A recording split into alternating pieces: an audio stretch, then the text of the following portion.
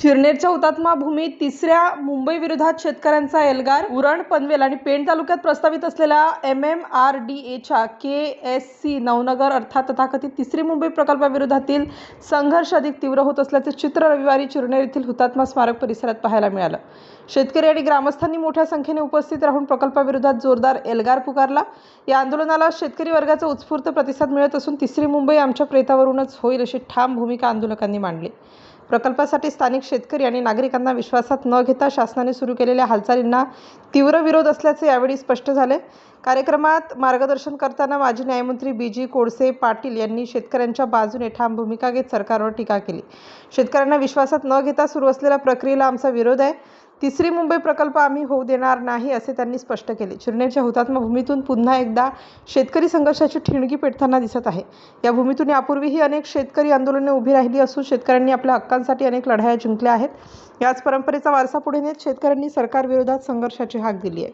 यावेळी उपस्थित शेतकरी, ग्रामस्थ आणि विविध संघटनांच्या प्रतिनिधींनी प्रकल्पाविरोधात एकजूट दाखवत आगामी काळात संघर्ष अधिक तीव्र करण्याचा निर्धार व्यक्त केला. संजय गायकवाड, राष्ट्र माझा लाईव्ह न्यूज, उरण, रायगड. आपल्यापैकी काही लोकांनी मरायची तयारी ठेवली पाहिजे आणि त्यात माझा पहिला नंबर द्यायची तयारी आहे. कारण मी पोलिसला भिणार नाही. चांगल्या कामासाठी माझा म्हणजे आमचा भर असतो महात्मा गांधीच्या मार्गाने आणि संविधानाच्या चौकटीत आम्ही आंदोलन उभं करणार. ते करत असताना मी वयाच्या 47 वर्षी जे म्हणतात ना हे की मी न्यायमूर्ती पदाचा राजीनामा दिला, माझे 5 तरी असे निकाल आहेत की ज्याचे सरकारला कायदे करायला लागलेले आहेत.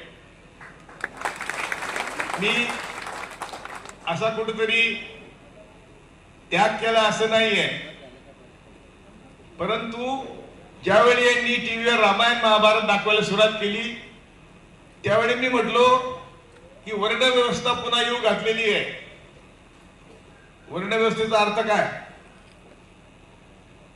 टिळक, सावरकर, गोळवलकर असं म्हणतात की आम्ही देशाचे मालक आहोत. लिखित आहे, लिहिलेलं आहे, त्यांच्या तत्वज्ञानात आहे आणि तुम्ही सगळे 2 वेळच्या जेवणाचे अधिकारी आहेत. हे आमचे पोलीस अधिकारी जे आमच्यावर ताण मारतात ते सुद्धा बहुजनांचेच आहेत. ते देखील फक्त 2 वेळच्या जेवणाचे अधिकारी आहे असं संघ म्हणतो. बंच ऑफ थॉट्स वाचा, वी आर आवर नेशनहूड वाचा, सावरकरचं 1933 पासूनचं हिंदुत्व वाचा किंवा टिळकांचं भाषण आणि अग्रलेख बघा. ते म्हणतात आम्ही देशाचे मालक आहोत. कुणब्यानी काय विधानसभेत जाऊन नांगर चालवायचं आहे का? तेल्याने विधानसभेत जाऊन काय तेल काढायचंय का? मग